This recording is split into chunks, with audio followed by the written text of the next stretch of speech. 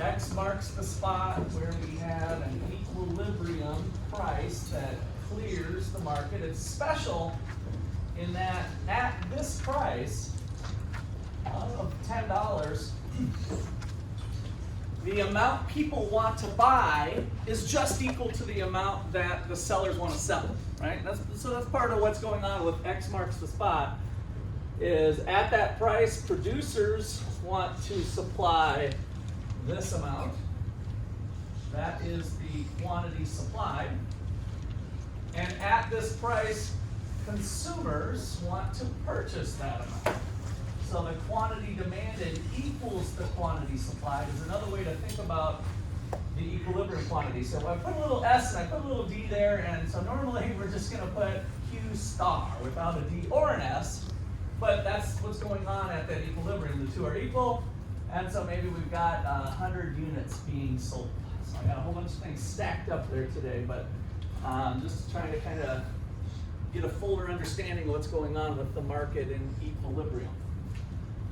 So when prices were too high, if prices were high, what S word did we have? Surplus. So we had too much. And so in a free market, there'd be incentives for both buyers and sellers to have price go down. The consumers like lower prices, of course, and producers are sitting here with excess inventory.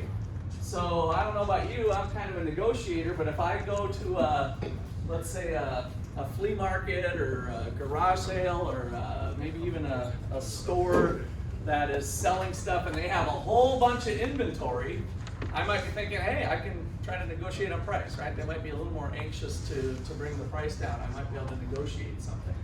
So both parties have that. And then on yesterday, when we had a price floor, a government policy that said, I'm going to protect the farmers. I think the price of soybeans at $10 is too low. Let's make the price of soybeans $14. When that happens, price by law can't go below $14. And so we have a persistent surplus. And so that is there to have to deal with somehow. And you're really hurting the people you're trying to help. So the government put that in place to try to help the soybean farmers. These soybean farmers love it because they sold their soybeans. But these soybean farmers weren't able to sell what they made, right? So it didn't quite have the impact that we were hoping it to have. Why wasn't the government, I know you used the corn thing, but why wouldn't the government just give away the corn at that point? No. Because giving away the corn would be dropping the price of corn. So they'd be competing with the corn suppliers. If you increase the supply of corn, you're going to drop the price of corn, right? So there's consequences to them giving the corn away for free is going to drop the price. This happens in developing countries where we're trying to help people. Like let's say Tom's Shoes. Are you guys familiar with Tom's Shoes? Yeah. What was their deal? Every shoe purchase, they'll give a shoe to like charity or something. Right. And so he would send shoes early on. He made some adjustments, by the way, from this, but the original story, he would send a bunch of shoes down to a developing country, maybe Bolivia, down in South America. And there'd be, let's say, 100,000 pair of shoes, right? He was pretty successful at bringing shoes to Bolivia. Well, what happened to the shoemaker in Bolivia? He went out of business. It's hard to compete with free shoes, right? So the Bolivia shoemaker was making shoes and let's say selling them, just to use American dollars here, $10 a pair or something. It's pretty hard to compete with $0 a pair. So he went out of business. So that type of model ended up putting the shoemaker, the Bolivian shoemaker, who had a nice little business going, let's say, right, out of business because of that. And so it would be the same impact with the government dumping the free corn on the market. Because he went out of business when he was buying like resources from probably those who lost business. Right, yeah, had some sort of effects. All right, so now, what if the price is too low? In a free market, what's going to happen? What kind of S word? Shortage. A shortage. So prices would go up because the imbalance is people are wanting to buy more than what's actually there, and so businesses see incentive to be able to raise the price. But the government restriction would be something like, oh, we're going to try to protect the consumers and keep prices low for food or something here. And so if we do that, there's a persistent shortage, and we can have some other things develop that aren't necessarily great, like illegal markets, right? So when the price is down here at 5 and the prices want to go up to 10, as far as the exchange of the free market between consumers trying to make themselves as happy as possible and producers trying to make as much money as possible, then what might start to happen is some illegal activity of selling stuff illegally at $8 or $9 or whatever. So that's where we can get illegal markets developing. How many of you are familiar with Prohibition? What went on with Prohibition? Lazar? Yeah, alcohol was just basically made illegal. And so what did the government do? It made a bunch of criminals out of people because they wanted to drink, right? It really made criminals out of people, those who continued to drink, and you know, we can be even outside of alcoholics, but you know, people wanted to loosen up, have a good time, and so then we have the speakeasies and some of the illegal activity that went on. Moonshine went into production, into high production during that time. So a lot of illegal activity happened because of that policy of making it illegal to do. Okay, so hold on. So now with the tax. So with the tax, we did yesterday, we said, oh, well, what if we charge a $1 tax for you guys, right? I just wanted to kind of pick up where you guys left off.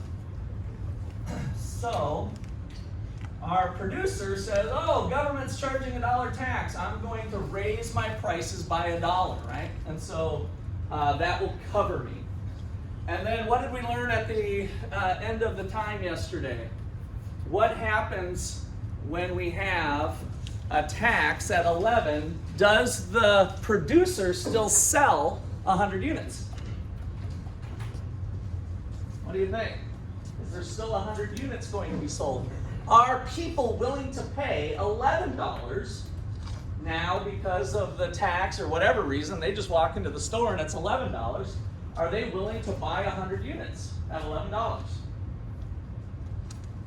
What do you think? What's your name? Zach, what do you think? No, they're not. How do you know that? You're correct. I'll give you some confidence here. How do you know that they're not going to buy 100 at 11? Where the line's getting connected to their dot is eat over, So how much will they buy? At $11, help me out, help everybody out, because not everybody's seeing this as you, so you must be a pretty sharp guy. How do we determine how much they would buy using the graph, using our tool? you just do like that down and part How far to the right should I go? where the line is. Where the line is, where the demand curve is. Let's be a little more specific, right? Because there's a line here too, right? So the demand curve conveys information about how much people are willing and able to buy at various prices, any price. $2, how about 50 cents? How much do people want to buy? I'm sorry, I meant to go up here. Let's see, that looks like about 20.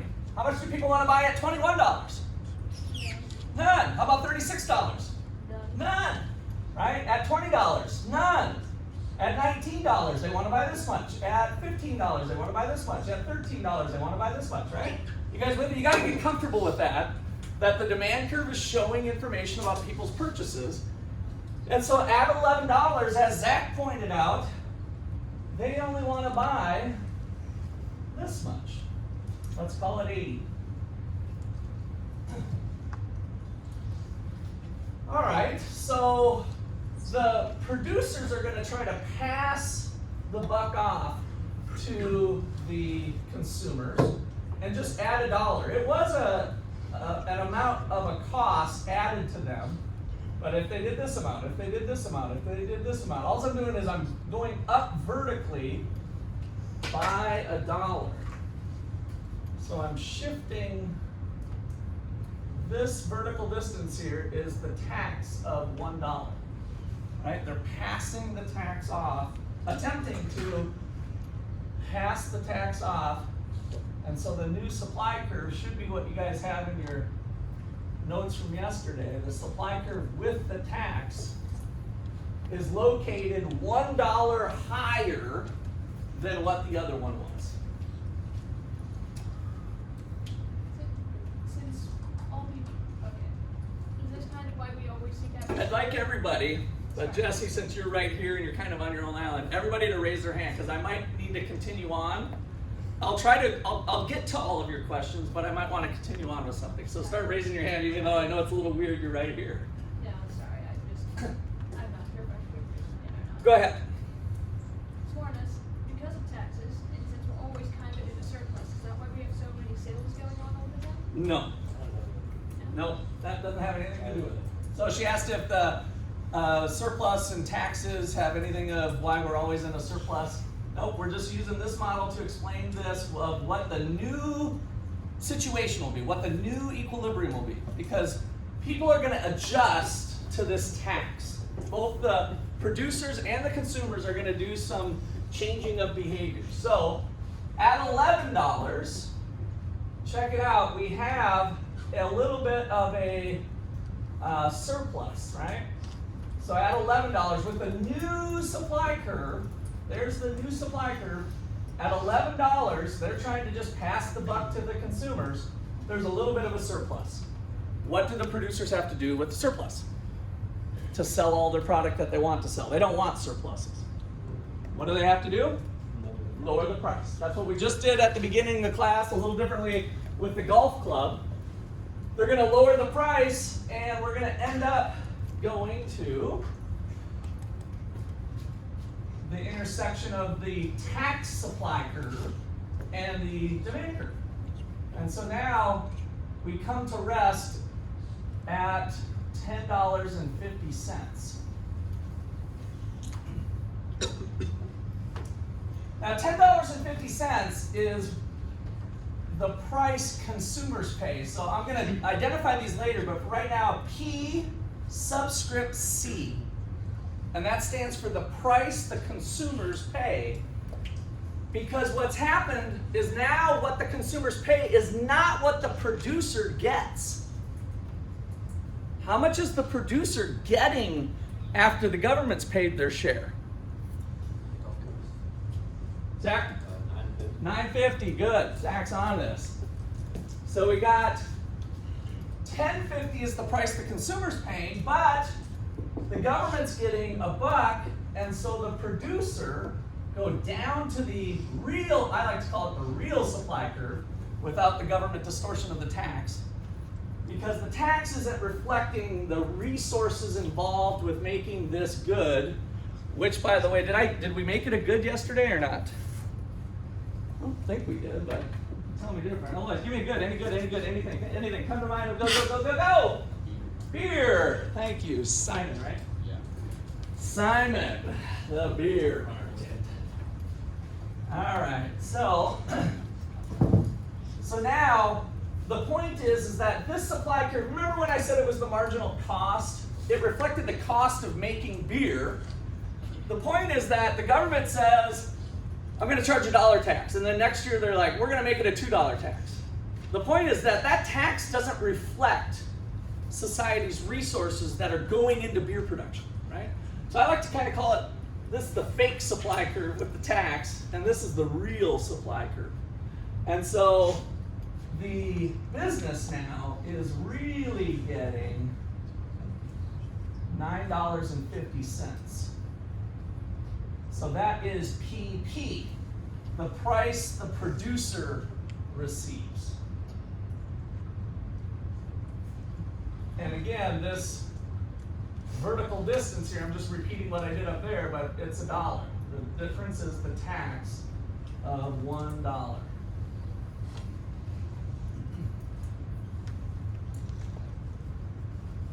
All right, so we've got the prices established now that the consumer's paying, the producer's getting, the government's getting a buck, but how much is being exchanged?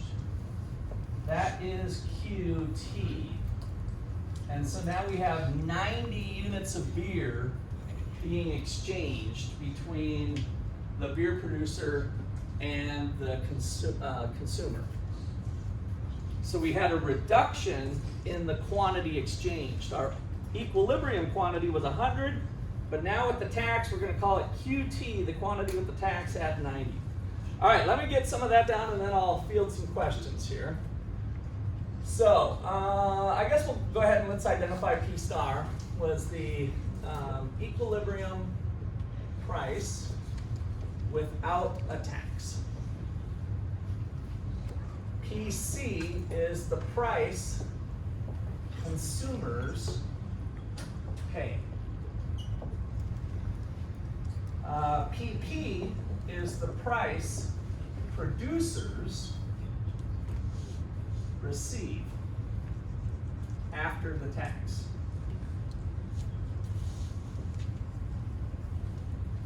Little t is the per unit tax.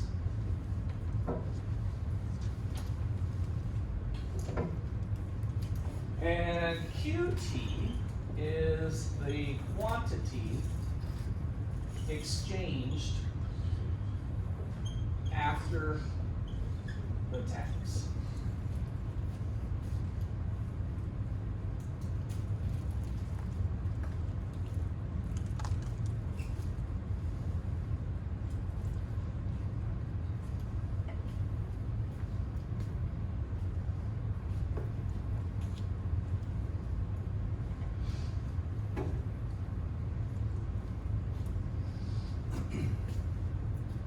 All right, now, I think Zach did it in his head. I'm guessing he didn't watch a formula, but maybe he is that brilliant. One thing to see here is that the price the producer gets is equal to the price the consumer pays minus the tax. So that's kind of a handy little formula. And then you can manipulate that around, you know, PC minus PP equals the tax or whatever.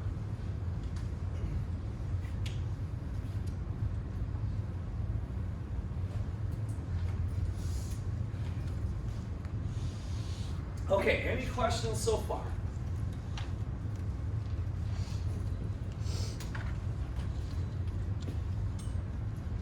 All right, now let's bring in consumer and producer surplus.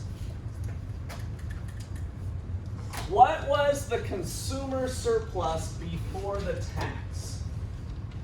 So let's say consumer surplus before tax. Question mark. So I've got enough numbers up here for you to give me an actual number. So what was the consumer surplus? Remember the one, how do we do the area of a triangle? Right triangle? So right triangle, back to geometry class. What is it? Base times height. Times a half. So consumer surplus is 1/2 of base times height, and it's the value that the consumers are getting. Again, I'm talking about before the tax. So what do we have here? Anybody see it? What's that number? 500. Good. Who said that? All right, Simon, extra credit today. Nice. Alright, let's see here. Get my extra credit pen out.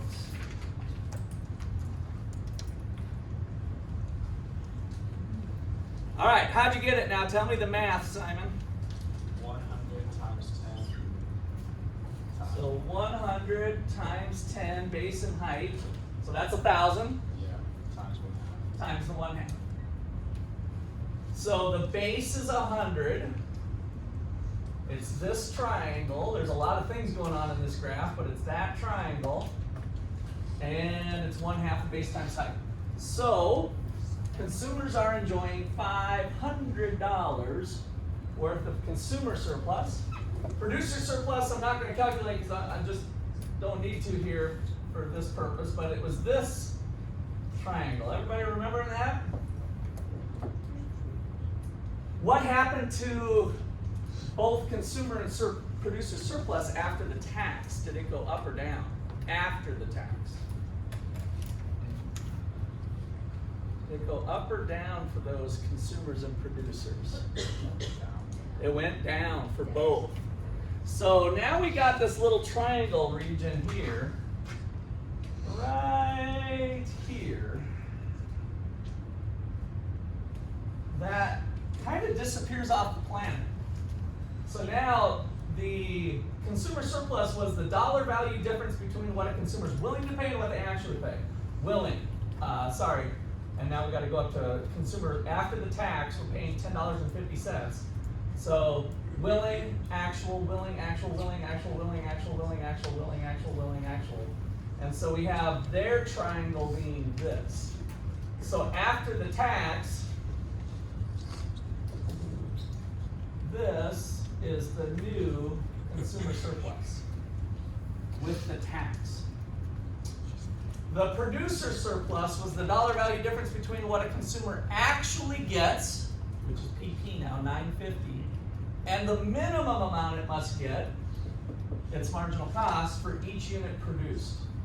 And so now they're producing 90, and so they actually get $9.50 minimum, actual, minimum, actual, minimum, actual, minimum, actual, minimum, actual, minimum, actual, minimum.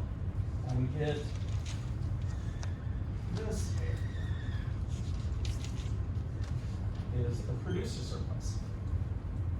So you guys are right. Those triangles are smaller than the triangles before, right? Now, what's staring at you in the face? What area is unaccounted for at this point that we haven't discussed? What this little rectangle thing here, right? All of a sudden I already kind of nixed that one. So we got this little rectangle. Anybody know what that rectangle is?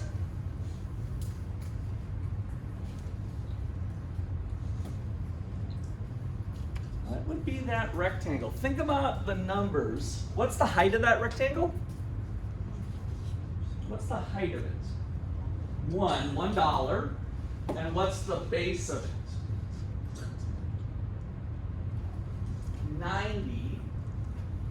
So what is the $1 equal to?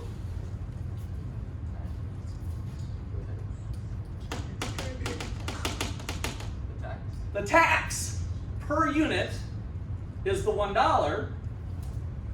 And then there's 90 units. So what does that rectangle represent? Whose money? The government's money, right? It's government tax revenue. It's how much they collected from the beer sales. So this little rectangle in here, let's just kind of, and I don't know how you guys want to identify that. You don't have the pretty colors I do. But this rectangle in here ends up being the total amount of tax revenue. So this is tax revenue for the government. And we're going to call that big T. Big T.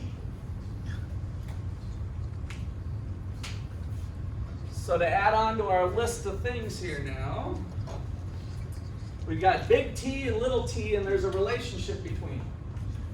So tax revenue collected by the government is T, and T is equal to little t times QT. Using our numbers, it was $1 times 90 gives us $90 worth of money the government collected off the beer.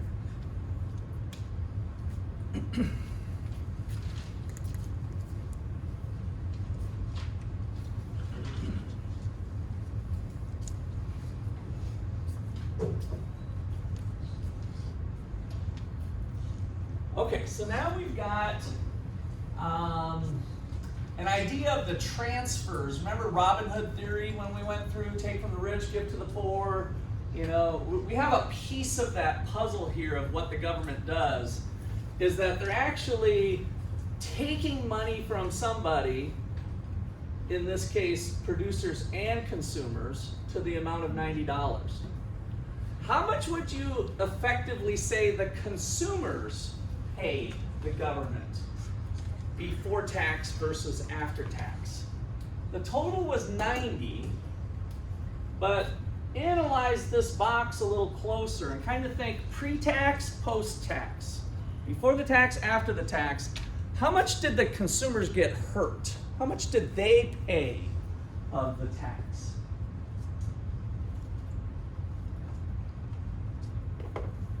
Zach?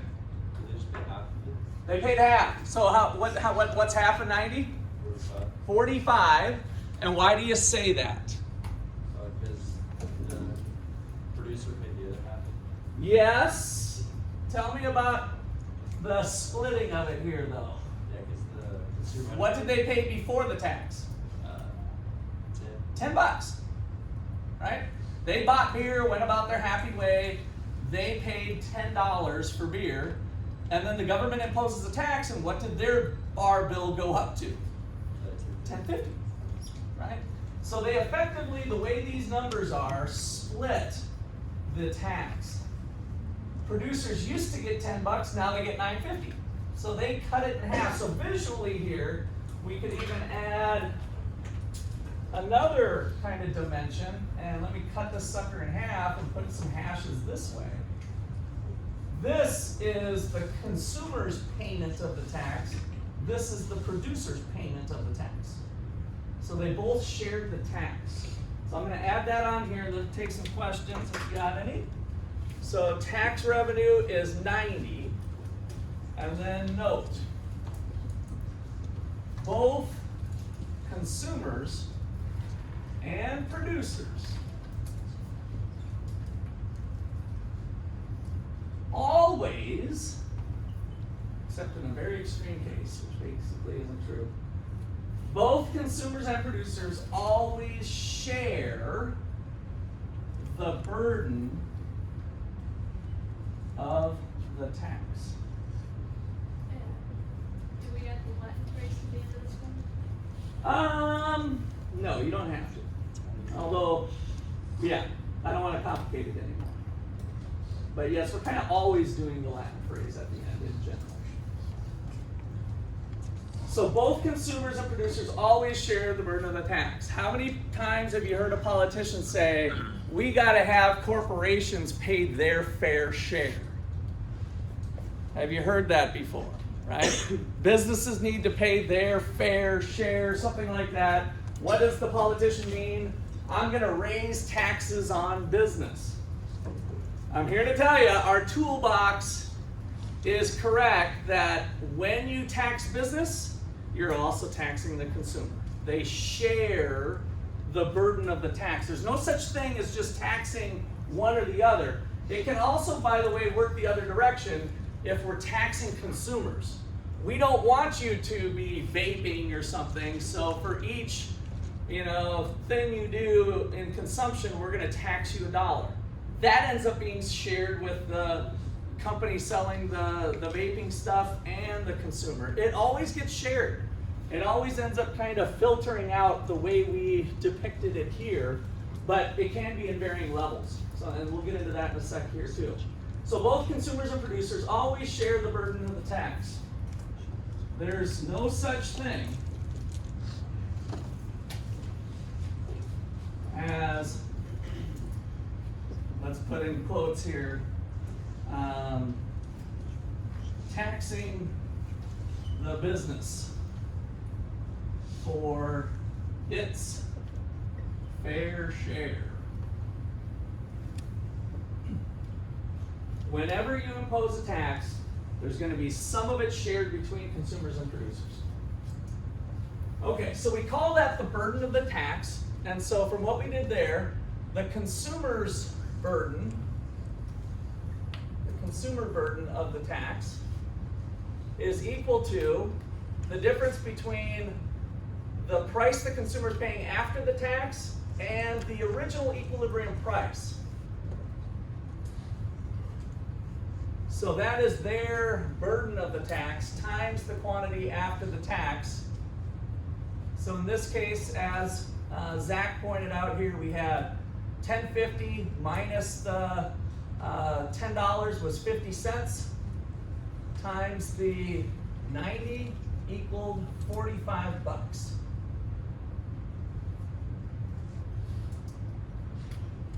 The upper half of our triangle.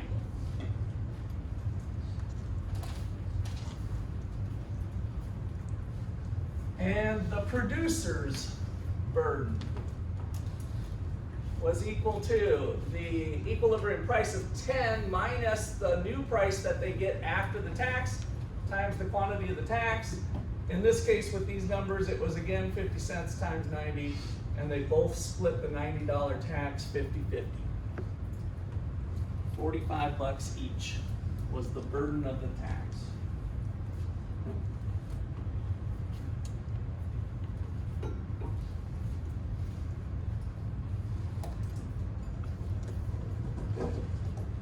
Okay, any questions on that?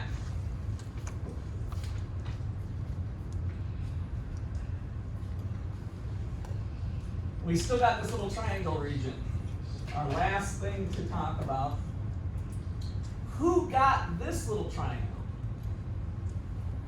So here's the new consumers, government, producers.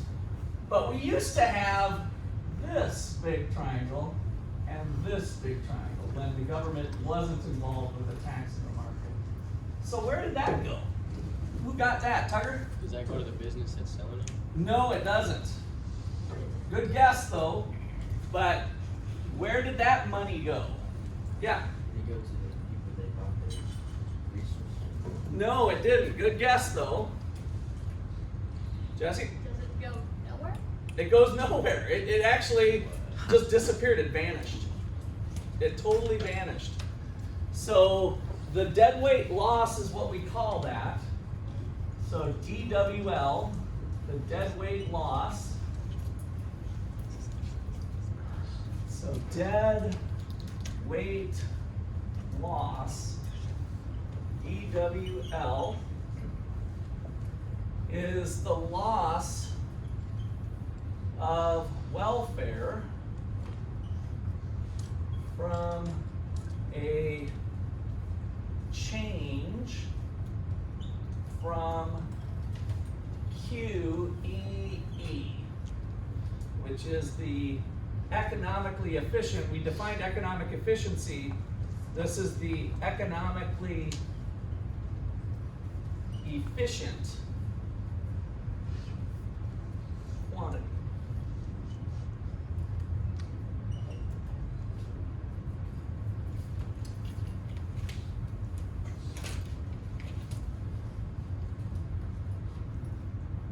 So in terms of society, if the supply curve represents the cost of production of resources, the value of resources, and the demand curve reflects the value of consumption to consumers, then where we started with 100 is economically efficient. So where we started with 100 is economically efficient. And so QT is less than QEE, and that's the inefficiency. So the deadweight loss captures the inefficiency that was created through the imposition of the tax.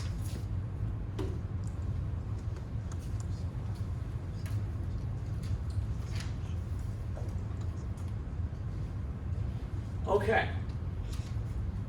Last thing, just to kind of look at that again. We did this a little bit from the previous chapters.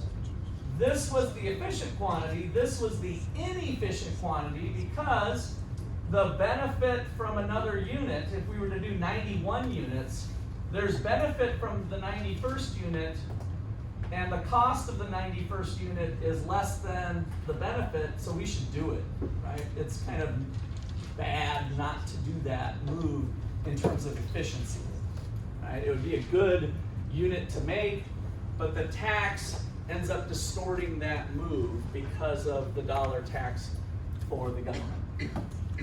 All right, any last questions? We're gonna still continue this on a little bit, but anything like, this is really the, I gave you guys kind of the full enchilada here, right? This is a lot. So, questions? Jesse? If the company just like gave the entire tax structure on that, would it? No, I'm phrasing this wrong. Never mind. Okay, yeah, and that's just it. The company can't eat the tax in a competitive market. It's gonna wash out, right? After the tax is imposed, we go through that process of, oh, I tried to pass the buck on the tax, but I have excess inventory on my shelves. I got to drop my price, and I don't sell as much, and that's what got us back down to 90 eventually. Okay, I think I'll leave that up for a visual, but now, what happens when we have differing elasticities? So, what happens when the demand curve is more elastic? Who pays more? I'm just going to give you the punchline here. It's not always a 50-50 split of the tax. And so if the demand curve is more inelastic, who pays more? Consumers or producers? Who pays more of the tax?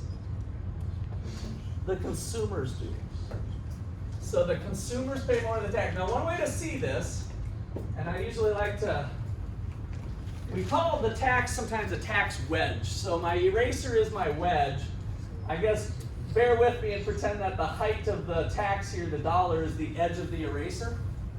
And so as this thing gets steeper, the wedge now is going to move up, because the wedge is still $1. So it floats in here below the demand curve, above the supply curve. And it gets wedged in there.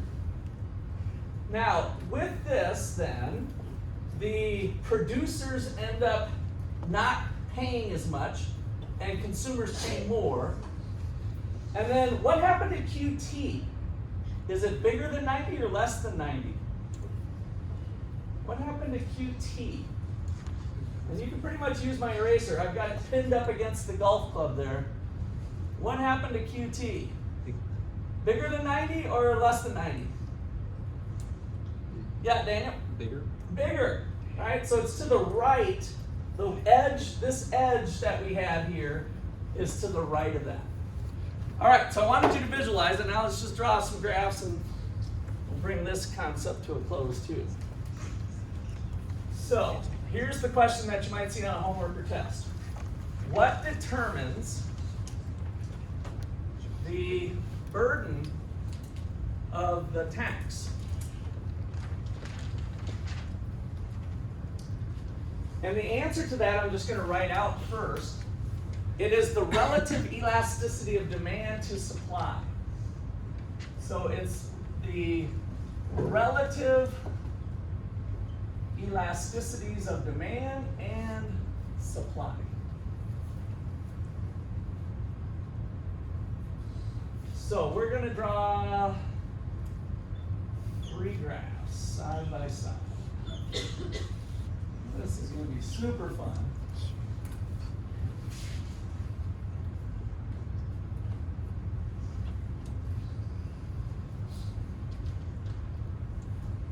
And let's go beer, wine, and whiskey. Alcohol is going to get a tax of $1. So with beer, I want you to draw a really steep demand curve, and then maybe a relatively flat supply curve.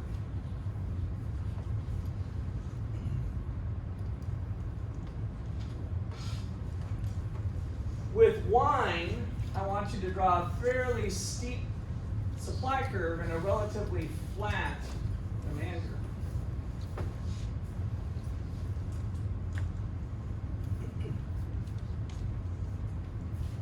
And with whiskey, I want you to put a pretty steep supply curve and a pretty steep demand curve.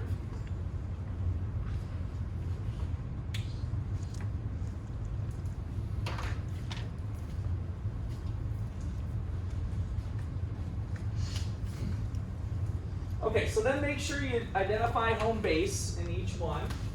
So we got an initial starting place here for beer, one for whiskey, one for wine. Wine and whiskey, I guess I said those in reverse. We're not going to put any numbers on this one. I just want to show this. I'm hoping you'll say, oh yeah, that makes sense now. I'm hoping. I'm going to get you there. So we're going to do the same thing, but we're going to have the height of the shift up of the tax be the actual edge of this eraser, the long side, just so that we can really see the effects.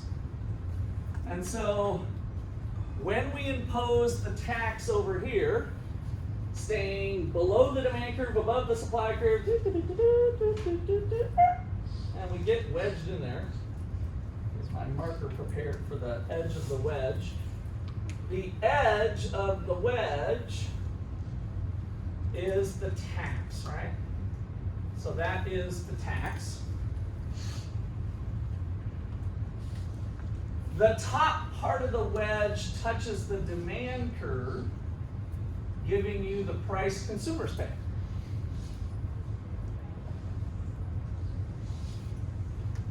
The bottom part of the wedge touches the supply curve, telling you the price producers receive.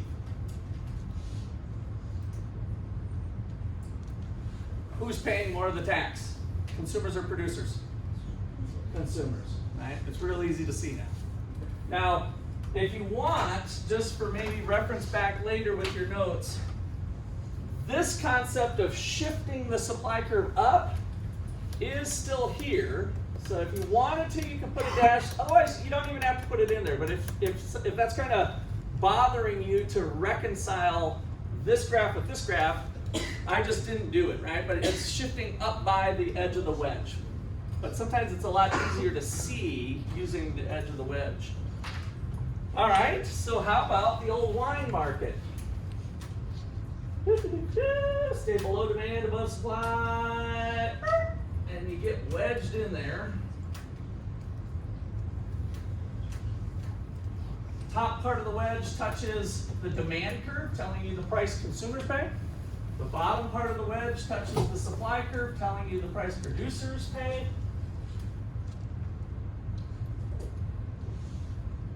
Who's paying most of the tax? Producers or consumers?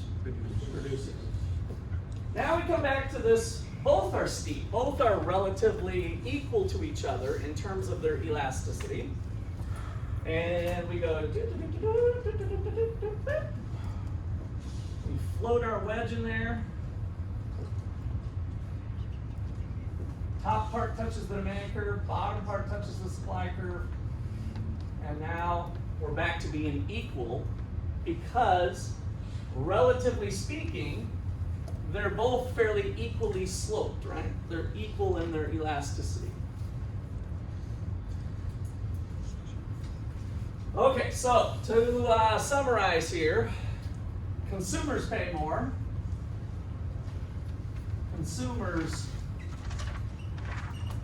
pay more. So if the government taxes this and says, we're going to tax those big old bad corporations, when they impose the tax, if this is the situation, they actually just pass most of the burden on to consumers, even though they intended to put it on the big bad corporations, right? It's always shared. And those shares depend on the relative elasticities. So under the wine category, producers pay more.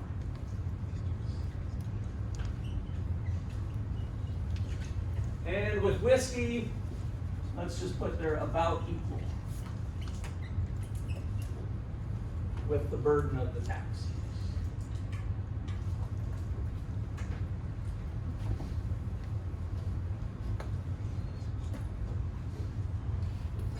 Okay. So,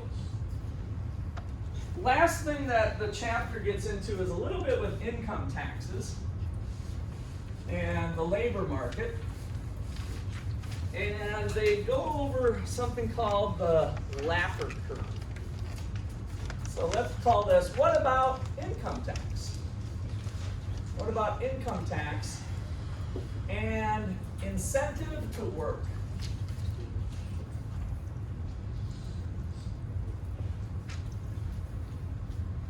Do you think tax rates could ever get up to like 70% in the United States, where the government's grabbing 70% of your paycheck? You make an extra $1,000, they take 700, you get 300? It's true, it happened. This is usually very shocking for students. But back in the 60s and 70s, we had tax rates at the margin for additional income. Those additional income was taxed very heavily, thinking let's take from the rich, give to the poor type concept. And so the Laffer curve was done by Art Laffer. And he sat down with then President Ronald Reagan, who started his term in 1980. And he was kind of the leader of the pack of reducing income taxes. And it could possibly lead to more tax revenue. So the government, as usual, needed tax revenue. And so what the hypothesis was is that if you tax income too high, people won't work. If tax rates are lower, more people go to work, and you increase the tax base. And so it's possible to decrease tax rates and increase tax revenue. So I erased it already, but remember tax revenue was big T equals little t times QT, right? And so how much tax revenue are we collecting based on the rate? Well, the Laffer curve looks like this. And on the bottom, we're measuring big T. And on the top, we're measuring little t, the tax rate. Tax rate versus tax revenue. And so what it says is that if we start off at a 0% tax rate and we charge 10% and 15% and 20%, what happens to tax revenue? It goes up. So tax revenue is climbing. But if we start taxing 55%, 65%, 75%, people start hiding their money, paying cash, right? Avoiding taxes, all kinds of stuff. And then tax revenues can go down when we start to get up in this maybe 50, 55, 65, and then that down here in the 20, 30, 39% now is our tax rate. So where are tax revenues maximized? So this point here is kind of the maximum tax revenue. And so the moral of the story is, you can't just keep taxing all the way up to 100%. Nobody's going to do it at 100%, right? Well, maybe there'll be a few people, but not much. And so finding the sweet spot with taxes, you'll see that in the text as you get towards the end of it as well. All right, we'll call it a day there.